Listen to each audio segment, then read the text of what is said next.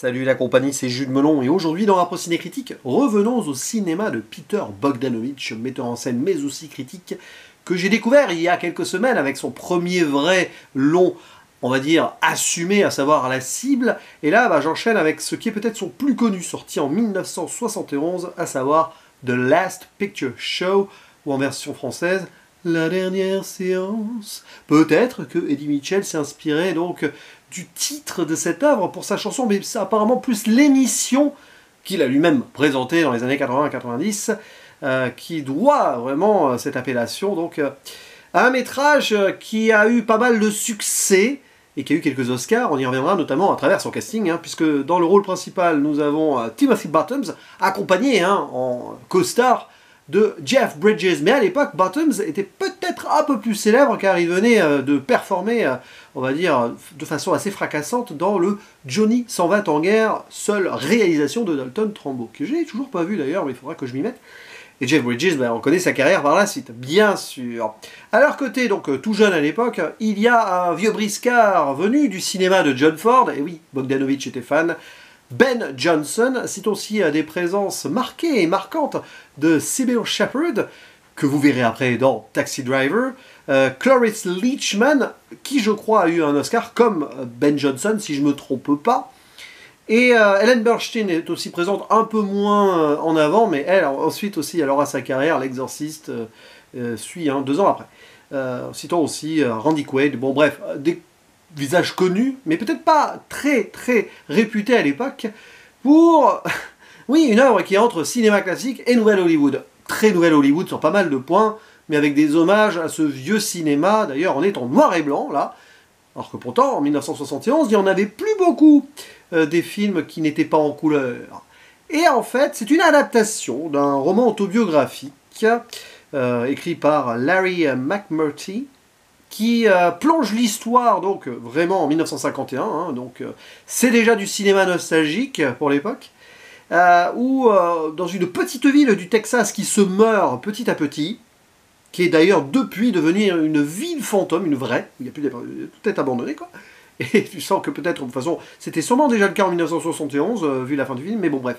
Et on va y suivre l'ennui de plusieurs jeunes, dont un en particulier, Sonny, et son meilleur pote Dwayne, mais c'est vraiment du point de vue donc de cet adolescent joué par Timothy Bottoms qu'on va voir les choses se passer, mais aussi on va aller parfois donc à travers le regard du personnage de Sybil Shepherd, qui va découvrir des choses particulières en ayant une romance avec un riche local.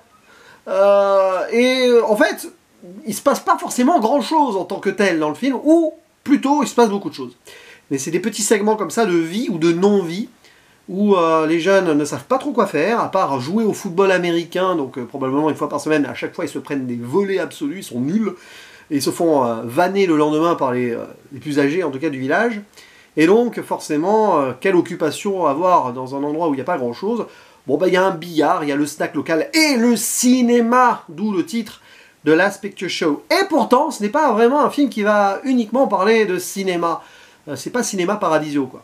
Mais ça s'ouvre un peu là-dessus et la fin vraiment sera avec la fin de ce cinéma. Et entre-temps, Sonny, Dwayne, JC, tout cela vont avoir des aventures sexuelles avec des jeunes de leur âge, mais pas que aussi, des personnes plus âgées. On découvre son corps, on découvre les possibilités, une certaine liberté de vivre. Pourtant, ici dans les années 50, mais bon, ça va dans la mouvance du Nouvel Hollywood des années 70. Et il y a des moments où on peut s'ennuyer aussi devant ce film en fait, parce qu'il dure plus de 2 heures, et c'est étiré. Mais c'est le propos. C'est-à-dire que c'est pas forcément quelque chose d'assez simple d'accès, malgré tout. Pourtant, bon, sorte de coming of age, tout cela, dans une petite communauté, mais c'est pas forcément très intuitif par moment. Et arrivé au bout, tu te dis, oui, il aurait pu avoir 20-30 minutes de moins, ça aurait marché. Cependant, je pense que Bogdanovich a clairement voulu insister sur certaines choses. Nous faire ressentir des petites routines comme ça qui paraissent vraiment anecdotiques en soi, les raconter pourquoi pas, mais justement pour bien nous plonger donc dans l'existence de ces jeunes. Et non, c'est pas forcément que la joie et le grand waouh quoi, c'est pas le grand vide de la vie, c'est pas la grande excitation tout le temps, mais oui, des petites aventures à droite à gauche. À certains moments, c'est pas loin du soap quand même. Voilà, toi tu couches avec machin, et puis non, je te quitte, et hop, il y a machin. Oh là là, une personne plus âgée, je vais avoir de l'expérience. Oui, mais ça prouve bien que nous sommes ici en présence d'une Amérique, quelque part au Texas, Amérique profonde, qui est en train de se mourir. Une ancienne vision de l'Amérique qui est en train de disparaître. Et Bogdanovich, à l'image de John Ford, peut-être, voulait porter ce regard-là. Ouais, c'est clair qu'il est très fordien sur ce film, sur certains points. Et Hawksien, parce qu'il est fan de Howard Hawks aussi. J'y reviendrai après. Voilà. Donc, évidemment, c'est pas forcément le genre de film que vous allez apprécier pleinement au premier visionnage. Je vais même dire que quelques minutes après, voilà, tu pourrais tendance à avoir envie de l'oublier, mais bizarrement, il y a des petites choses qui restent. Et là, même en parlant, je sais que ça va grandir en moi. Voilà. Parce qu'il y a des scènes très fortes dans le film. Je ne vais pas forcément tout révéler. Au milieu, il y a une bascule qui fait mal. À la fin, il y a quelque chose qui est assez violent aussi. Et avant, même si ce n'est pas la mort qui rôde, alors que dans le film, au moins à 2 temps, il y a des personnages qui vont connaître la mort, et pas forcément ceux que l'on croit, c'est ça aussi qui est intéressant. Mais même avant, il y a des trucs qui font à la fois grincer des dents et sourire. Exemple, donc ces jeunes-là, ils font des petits trucs, et il y a un c'est celui qui est joué par le petit frère de Timothy Buttons, Sam Buttons, qui doit avoir 15 ans, 2-3 ans de moins en tout cas que les autres, et qui est un petit peu déficient mental, et à un moment, il joue avec lui, quoi. Il est plutôt bien traité par ses potes, mais à un moment, ils vont lui faire perdre sa virginité dans un moment assez malaisant. C'est presque cruel, mais c'est un jeu d'ennui, quoi. À un moment, on arrive à faire n'importe quoi. Donc il y a ce détail-là, quoi, qui fait bizarre. Les relations avec différents âges, ok, bon, pourquoi pas, hein. Après tout, c'est un peu la campagne, hein. On découvre un petit peu les possibilités que nous offre l'existence là-bas.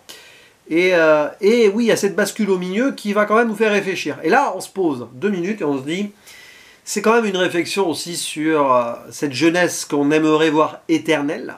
Il y a un personnage qui le dit, hein, celui de Ben Johnson. Il y a un moment, il y a le regret, il y a la nostalgie. Peter Bogdanovich, pourtant à l'époque avec 30 ans, donc il était entre les deux, hein, quelque part. Et même si on les voit s'ennuyer et tout, et eux ils s'ennuient, ils se disent vivement qu'on devienne plus âgé, qu'on fasse autre chose, mais en fait, la réalité va se rappeler à eux, et prendre un bon petit coup de poing dans la gueule comme cela fait qu'on doit bien profiter aussi, c'est très important. Et le film est là-dessus. C'est-à-dire que même si c'est pas très joyeux tous les jours et qu'il n'y a pas grand-chose à faire, profitons des petits instants. Des relations amicales, des amours aussi, et du cinéma peut-être. Voilà, enfin, bon, baseball aussi un moment, enfin, il y a plein de... Voilà, c'est vraiment une belle tribune de l'Amérique de l'époque, avec un regard... Ouais, malin, j'ai envie de dire, de Bogdanovich, parce qu'il convoque son art, quoi. Parce que c'est un cinéaste qui aime le cinéma. Et pour ça que là, il y a le Royal, donc ce cinéma qui finira par fermer, c'est pas une surprise vu le titre du film. Et au début, on les voit, là, c'est l'endroit où les jeunes se retrouvent, devant le père de la mariée, première version de Vincente Minnelli, où il est avec sa petite amie, notre héros, Sonny, mais quand il l'embrasse, il regarde plus l'actrice, je crois que c'est Joan Bennett. Limite, on sent qu'il transpose cela et qu'il fantasme que ce soit elle qui l'embrasse, quoi. Et oui, déjà, ils sont pas dans la réalité dès le début, parce que le cinéma, oui, c'est la vie, mais parfois c'est autre chose. Et quand à la fin, évidemment, on diffuse La Rivière Rouge de Howard Hawks, dont j'ai parlé il y a quelques jours, et j'ai pas fait exprès, promis, c'est vraiment un beau hasard. Ouais, tu vois aussi cette idée-là. Pourquoi ce choix? Parce qu'il est fan de Howard Hawks, bien évidemment, mais aussi parce que c'est un film où 2 générations s'affrontent, 2 Amériques s'affrontent, avec une évolution. Là, dans les années 50, il y a une autre évolution derrière, encore la croisée des chemins peut-être pour ces États-Unis-là, peut-être. Mais bon, il y en a beaucoup des croisées de chemins dans l'histoire des États-Unis, clairement. Donc oui, évidemment, ville fantôme de ce Texas, qui sûrement peut être visité aujourd'hui, j'imagine. C'est ça qui peut être assez intéressant. Écho aussi à Red River sur d'autres choses, mais bon, on va pas rentrer dans les détails.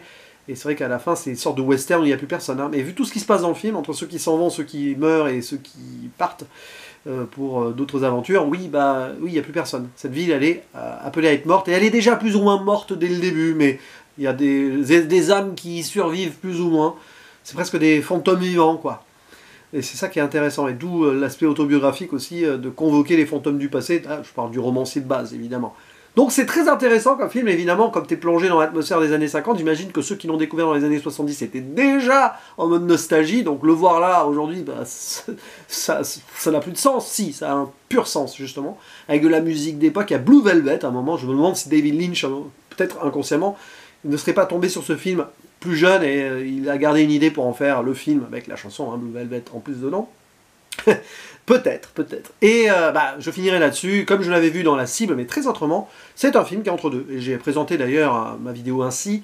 C'est entre le nouvel Hollywood, parce que c'est très olé olé par moment, il y a des corps qui se dénudent, hein, notamment là, Cybill Shepherd qui va être invité dans une sorte de petit moment de nudisme là dans la piscine. Ouais, on voit des corps, on voit des choses. On voit des choses frontalement.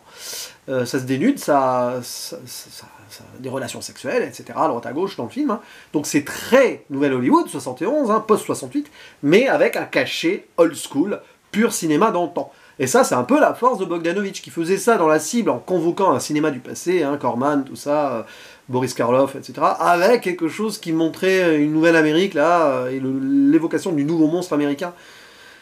C'est vraiment intéressant en tout cas, mais peut-être que j'ai plus de choses en moi par rapport à La Cible pour l'instant, mais je suis persuadé que dans quelques temps, ou quand j'y reviendrai, The Last Picture Show fera quelque chose de fort dans mon subconscient. Mais n'hésitez pas à dire en commentaire ce que vous pensez de ce film, si vous l'avez apprécié d'emblée ou non, si vous avez fallu plus de temps, etc. Mais en tout cas, il est très riche, il a un rythme particulier, il faut rester dedans. Il a une belle esthétique, belle photographie, vraiment, là, il y a un vrai travail dessus. C'est un film libre, mais en même temps qui a conscience de son existence à travers un média qui est là depuis longtemps. Bref, à vous la parole, je vous dis à la prochaine, ciao.